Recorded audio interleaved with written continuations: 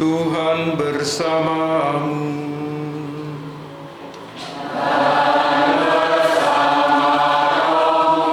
Inilah Injil Yesus Kristus menurut Matius.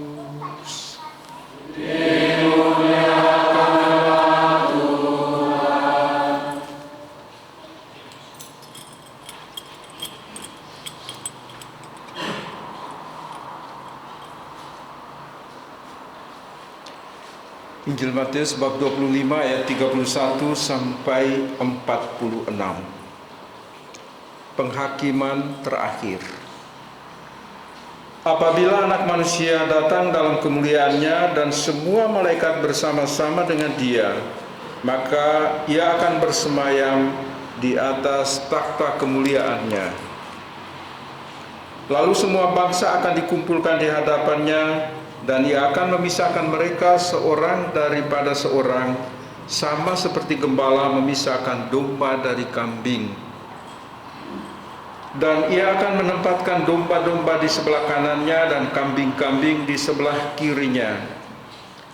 Dan Raja itu akan berkata kepada mereka yang di sebelah kanannya, "Mari hai kamu yang diberkati oleh Bapa-Ku, terimalah kerajaan yang telah disediakan bagimu sejak dunia dijadikan. Sebab ketika aku lapar, kamu memberi aku makan, ketika aku haus, kamu memberi aku minum, ketika aku seorang asing, kamu memberi aku tumpangan, ketika aku telanjang, kamu memberi aku pakaian, ketika aku sakit, kamu melawat aku, ketika aku di dalam penjara, kamu mengunjungi aku." Maka orang-orang benar itu akan menjawab Dia, katanya, "Tuhan, bila manakah kami melihat Engkau lapar dan kami memberi Engkau makan, atau haus dan kami memberi Engkau minum? Bila manakah kami melihat Engkau sebagai orang asing dan kami memberi Engkau tumpangan, atau telanjang dan kami memberi Engkau pakaian? Bila manakah kami melihat Engkau sakit atau dalam penjara dan kami mengunjungi Engkau?" Dan Raja itu akan menjawab mereka, "Aku berkata kepadamu, sesungguhnya segala sesuatu yang kamu lakukan untuk salah seorang dari saudaraku yang paling hina ini, kamu telah melakukannya untuk aku." Dan Ia akan berkata juga kepada mereka yang di sebelah kirinya, "Enyalah dari hadapanku, hai kamu orang-orang terkutuk, enyalah ke dalam api yang kekal, yang telah sedia untuk iblis dan malaikat-malaikatnya. Sebab ketika aku lapar, kamu tidak memberi aku makan, ketika aku haus, kamu tidak memberi aku minum, ketika aku seorang asing, kamu tidak memberi aku tumpangan, ketika aku telanjang, kamu tidak memberi aku pakaian, ketika aku sakit dan dalam penjara, kamu tidak melawat aku." Lalu mereka pun akan menjawab Dia, katanya, "Tuhan, bila manakah kami melihat Engkau lapar atau haus atau sebagai orang asing atau telanjang atau sakit atau dalam penjara dan kami tidak melayani Engkau?" Maka Ia akan menjawab mereka, "Aku berkata kepadamu, sesungguhnya segala sesuatu yang tidak kamu lakukan untuk salah seorang dari yang paling hina ini, kamu tidak melakukannya juga untuk aku." Dan mereka ini akan masuk ke tempat siksaan yang kekal, tetapi orang benar ke dalam hidup yang kekal.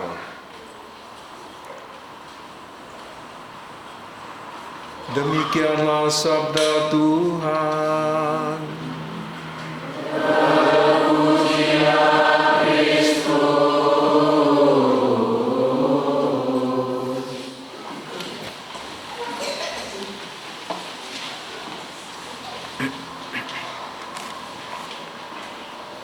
Bapak, Ibu, saudara-saudara sekalian saya cintai dalam Tuhan, bacaan-bacaan suci yang kita dengar pada hari ini berfokus pada dunia fauna, dunia binatang, kambing, domba.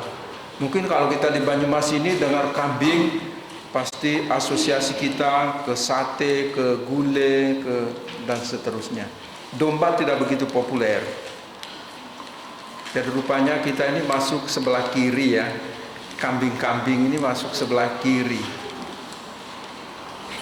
Baik, ada beberapa catatan yang perlu kita garis bawahi khususnya dalam minggu terakhir masa biasa yang gereja merayakannya sebagai hari raya Yesus Kristus Raja Semesta Alam.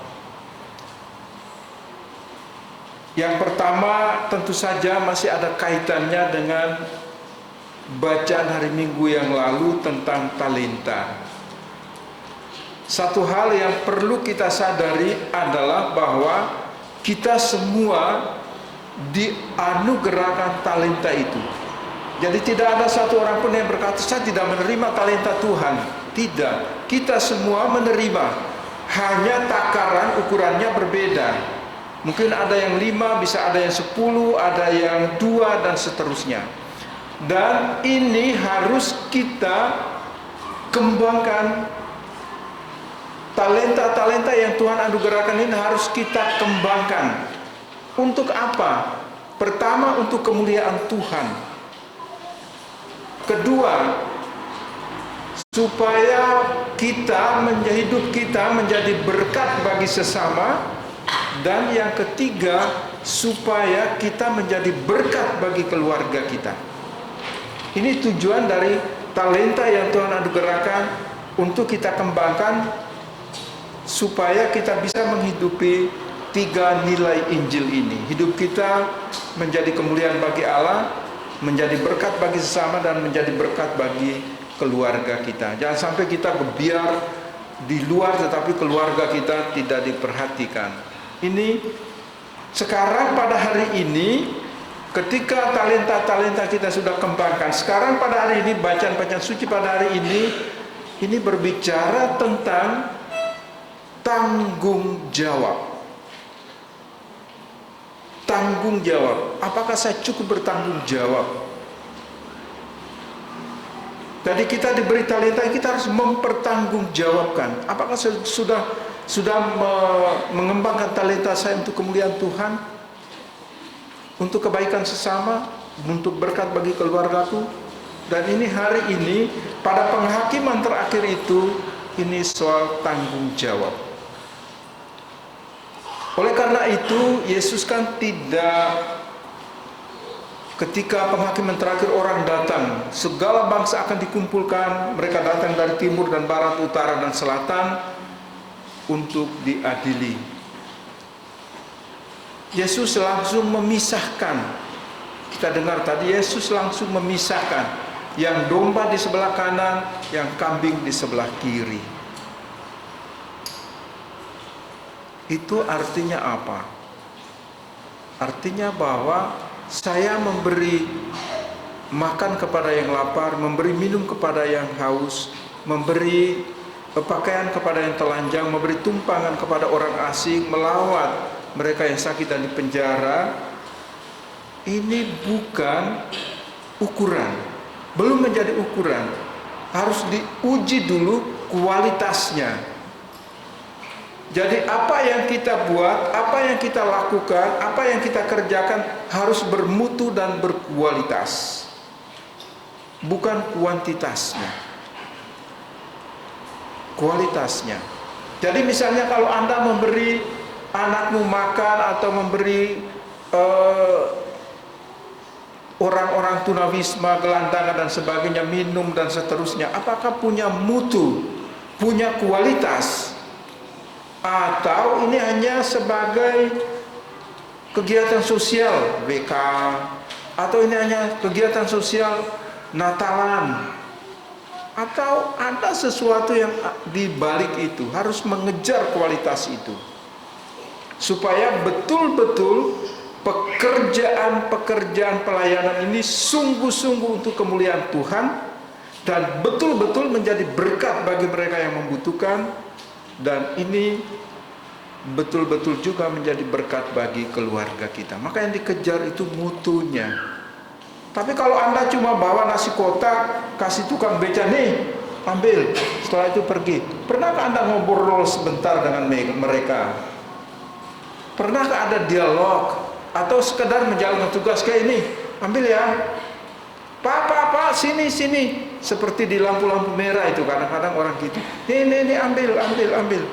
Seperti itukah ukuran untuk kita masuk surga? Tidak. Apa yang kita lakukan, apa yang kita kerjakan harus bernilai di mata Tuhan dan baik bagi kebutuhan sesama dan berkat bagi diriku dan keluarga.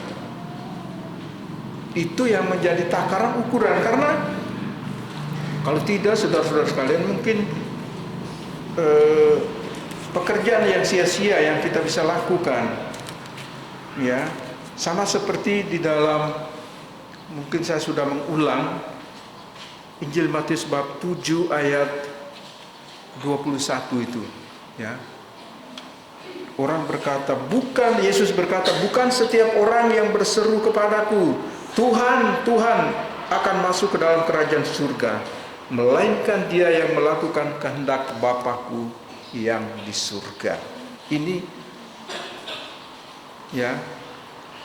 Jadi belum tentu orang yang membuat mujizat, belum tentu mereka yang melakukan segala sesuatu, penyembuhan, menerima karunia dan sebagainya, belum tentu dia masuk dalam kerajaan surga kalau perbuatan-perbuatan ini, pekerjaan-pekerjaan pelayanan ini hanya untuk popularitas dirinya, hanya untuk kepuasan batinnya, untuk mendapat pujian, aplaus meriah, tepuk tangan yang meriah. Ini tidak ikut ambil bagian di dalam kerajaan surga.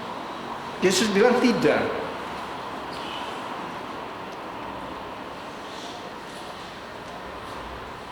Pada hari terakhir banyak orang akan berseru kepadaku, Tuhan, Tuhan, bukankah kami bernubuat demi namamu dan mengusir setan demi namamu dan mengadakan banyak mujizat demi namamu? Pada waktu itulah Yesus berkata, aku akan berterus terang kepada mereka dan berkata, aku tidak pernah mengenal kamu. Hanyalah daripadaku kamu sekalian pembuat kejahatan. Saudara-saudara sekalian, akhir-akhir ini, dewasa ini, banyak sekali orang menjual ayat-ayat kitab suci untuk mencari popularitas dirinya, menjual ayat-ayat kitab suci untuk mencari makan, untuk mencari kekayaan. Maka kita juga harus hati-hati, harus waspada. Kalau kita melakukan sebuah pekerjaan pelayanan untuk kemuliaan Tuhan, berarti kita harus lakukan dengan hati kita, supaya hati kita juga terpaut dan terpikat pada orang-orang miskin yang kita layani. Saya pikir ini kan contoh real, ya kan? Contoh yang real. Di paroki kita ini kan ada 2 panti. Panti asuhan dan panti Reda Catur Nugraha, panti jompo. Saya pikir kalau para suster ini, kalau nggak punya hati di situ, mereka itu sudah meninggalkan loh. Pertama, bukan keluargaku. Kedua, bukan anak-anakku. Tapi para suster punya hati di situ, sehingga mereka betul-betul kualitas pelayanan mereka ini luar biasa. Di panti jompo apalagi, banyak orang yang membesarkan anak, banyak orang yang melahirkan anak, membesarkan, mendidik mereka menjadi orang hebat dan terpelajar. Setelah itu mengantar mereka ke panti jompo karena tidak tahan dengan bau pesing. Pada saat sakit, para suster menelpon, "Pak, orang tuanya sakit, suster tolong urus dulu." Sampai meninggal, "Pak, ini bagaimana, jenazah ini mau diambil apa diapakan?" "Sudah suster, urus saja dulu di situ, saya masih sibuk." Begitukah anak yang punya kualitas hidup? Saya pikir mereka seperti ini adalah orang-orang yang di sebelah kiri. Engkau boleh punya kekayaan apapun, tapi engkau abaikan anugerah Tuhan itu, engkau ada di sebelah kiri, kelompok kambing bukan domba. Engkau akan menerima kematian kekal, dan orang benar akan menerima hidup yang kekal. Nah, hari ini Tuhan berbicara kepada kita mengenai kualitas hidup. Apakah kita juga datang di gereja ini hanya memuliakan Allah dengan bibir kita?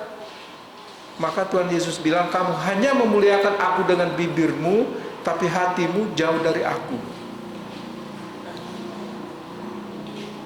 Dan Yesus bilang, "Barang siapa menolak aku di dunia ini, aku juga akan menolak dia." Maka seperti dikatakan dalam Injil tadi, "Aku tidak mengenal kamu. Enyalah dari hadapanku, hai kamu orang jahat." Dengan demikian bisa disimpulkan begini, akhir zaman itu kan eskatologi, eskatonnya nanti, tetapi terjadi di sini. Maka beberapa waktu lalu Romo bilang, mulai nyicil lah dari sekarang untuk kehidupan kekal itu. Nyicil dari sekarang, berbuat baiklah dari sekarang, sekecil apapun lakukanlah itu dengan hati. Seorang guru yang mengajar di sekolah apapun tingkatannya, kalau dia tidak punya hati di situ, saudara-saudara sekalian, dia ini masuk kategori kambing.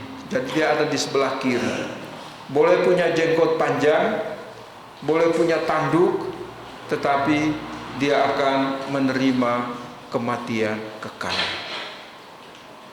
Kita diadili nanti kan begitu. Apakah anggota Legio Maria mengunjungi orang-orang sakit hanya karena kewajiban legio sebagai legioner, atau betul-betul bisa menemukan wajah Kristus dalam diri orang sakit itu? Itu yang berkualitas. Jadi kita melakukan segala sesuatu bukan sekedarnya. Loh, saya kan orang Katolik, ya saya ke gereja. Tetapi datang di gereja masih pikir lagi, "Romo jangan lama-lama ya, sebentar itu aku masih ada ini loh, resepsi, ikut resepsi pernikahan jam sekian loh." Kamu mau mengatur Tuhan? Gak boleh. Jadi kalau Anda datang di sini, saya mau khotbah 1 jam, 2 jam, itu urusan saya dengan Tuhan dan kita semua dengan Tuhan. Kenapa kamu pergi cari bangkai di luar? Dan Anda merasa bahwa lebih hebat kalau Anda tampil di tempat resepsi dengan pakaian yang wah, luar biasa, supaya ditonton dan dilihat orang. Tapi engkau masuk kelompok kambing, engkau bukan masuk kelompok domba. Maka kalau Anda melangkahkan kaki di sini, total, full, tidak boleh setengah-setengah, tidak boleh ada pesan sponsor. Saya kalau orang bilang, "Romo nanti jangan lama-lama ya, saya akan buat lama." Jadi lain kali jangan, Romo, kami nanti masih ada ini loh, ada acara. Nanti ME juga. Romo, kami itu nanti ada acara loh jam 10. Terserah, mau jam 10 mau jam 11. Ini saat ini mimbar ini kuasa saya. Nggak bisa ada yang merebut. Bapak, Ibu, saudara-saudara sekalian yang terkasih dalam Tuhan, mari kita berikan hati kita untuk Tuhan. Itu kualitas. Jadi aku datang ke sini saya mau berjumpa dengan Tuhan. Saya ke sini karena saya mau dipulihkan oleh Tuhan. Saya datang ke sini karena saya mau mendapatkan kesejukan, ketenangan dari Tuhan. Maka kalau seharusnya kita melangkahkan kaki kita masuk di dalam gereja ini, celupkan tanganmu di dalam air dan membuat tanda salib, hanya Allah Tritunggal yang ada dalam pribadimu.